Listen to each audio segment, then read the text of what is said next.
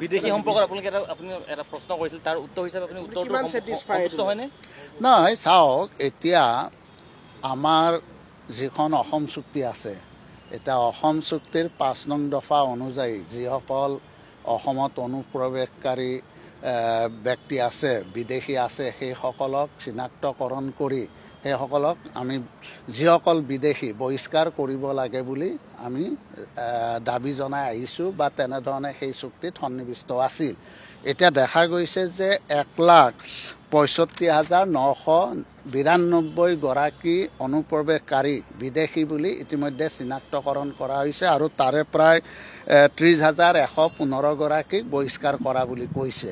গতিকে মোৰ প্ৰশ্নটো হ'ল যে বাকী যিখিনি বিদেশী আছে, যিখিনি ইতিমধ্যে বিদেশী বুলি চিনাক্ত হৈছে, 30,115 গৰাকীৰ বাহিৰেও আৰু বহু বিদেশী চিনাক্তকৰণ হৈ আছে।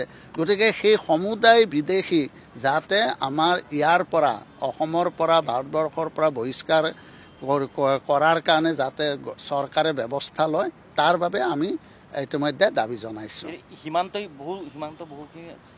নাই, এতিয়াও আমাৰ বৰ্তমানৰ শ্ৰীভূমি জিলাৰ কুচিয়াৰাৰ প্ৰায় 4.35 কিলোমিটাৰ এতিয়াও উন্মুক্ত হৈ আছে।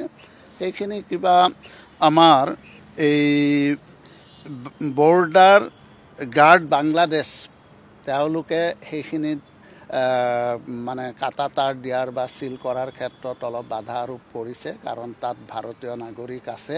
কিন্তু মোৰ প্ৰশ্নটো হৈছে যে যিখিনি 4.35 কিলোমিটাৰ যি উন্মুক্ত হৈ আছে, সেইখিনি ইমিডিয়েট ভাৰত চৰকাৰৰ লগত কথা পাতি মানে সেইখিনিও যাতে সম্পূৰ্ণভাৱে চিল কৰা যায়, তাৰ কাৰণে আমাৰ ৰাজ্য চৰকাৰে ব্যৱস্থা ল'ব লাগে, যাতে 100% আমাৰ বৰ্ডাৰটো চিল হ'ব পাৰে। সুপ্ৰিম কোৰ্টৰ চৰকাৰক ভৎসনা কৰিছে, কৈছে যে ডিটেনশ্যন কেম্পত চিনাক্ত হোৱা বিদেশীক ৰাখি পেলাই আতিথ্য দিয়াতকৈ পঠিয়াই দিব লাগে, কিন্তু চৰকাৰে বিশেষ গুৰুত্ব দিয়া নাই।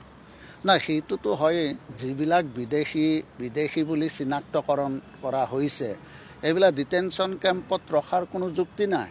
গতিকে ভাৰত চৰকাৰৰ লগত আলোচনা কৰি, ভাৰত চৰকাৰে বাংলাদেশৰ লগত আলোচনা কৰি যিসকল বিদেশী বাংলাদেশৰ পৰা আহিছে সেইসকলক উভতাই পঠিয়াব লাগে। তাত কোনো প্ৰশ্ন আহিব নালাগে, ইয়াত থকাৰ কোনো ব্যৱস্থা ৰাখিব নালাগে। ৰাজকোট ধন গৈ আছে।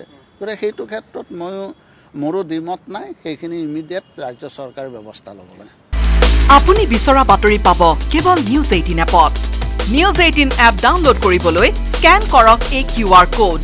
গুগল প্লে ষ্টৰতো পাব এই নিউজ 18 এপ।